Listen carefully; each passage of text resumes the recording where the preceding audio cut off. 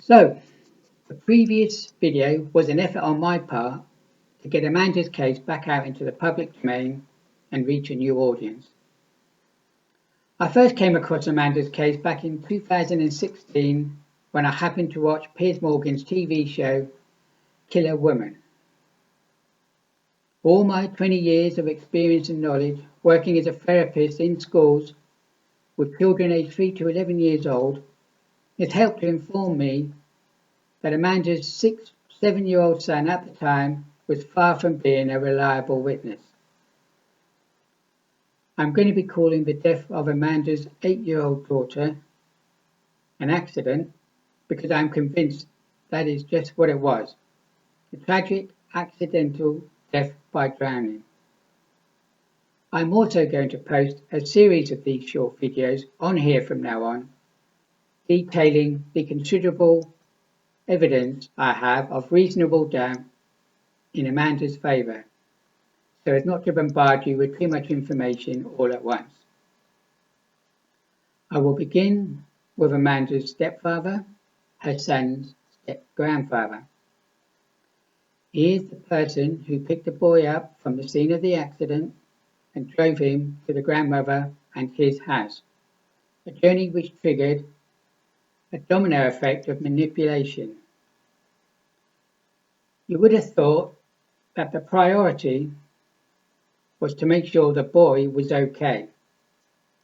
But on the TV show, a couple of years after Amanda's trial, the step-grandfather actually admitted that instead he asked the boy if he remembered that he had told him to always tell the truth.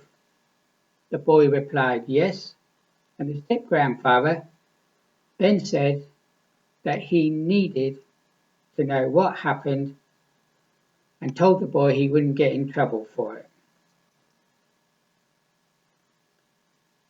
This, to me, is intimidating the boy into feeling scared, into believing that he himself had something to do with the accident, which is a matter I will come to in another video. Now, given the fact that every emergency worker who dealt with Amanda's daughter on the day had no reason whatsoever to question that it was anything other than a tragic accidental drowning, why did the step-grandfather decide to be so suspicious? Well, it's known that neither he or Amanda liked each other, and even Amanda's mother on the same TV show as the step-grandfather a couple of years after Amanda's trial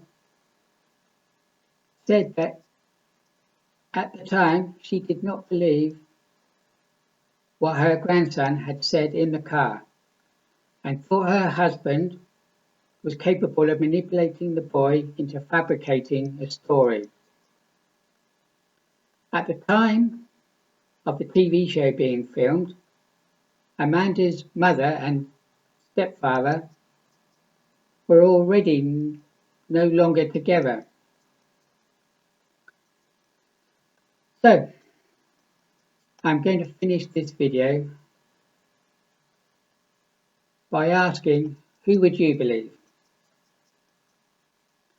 All of the qualified and experienced emergency workers who had dealt with accidental deaths by drowning before and gave evidence to say that they saw this case as being one of those, or a 7-year-old boy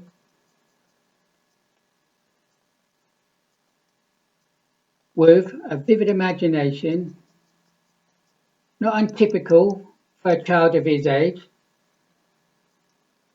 who was easily manipulated by his vindictive step-grandfather. That is the first question the jury had to consider.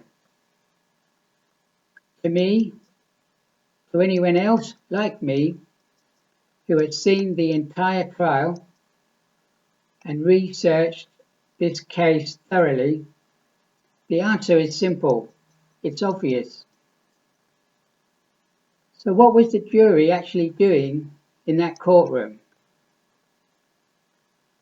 Anyway, I will leave you for now to form your own opinion on that. Thank you for watching.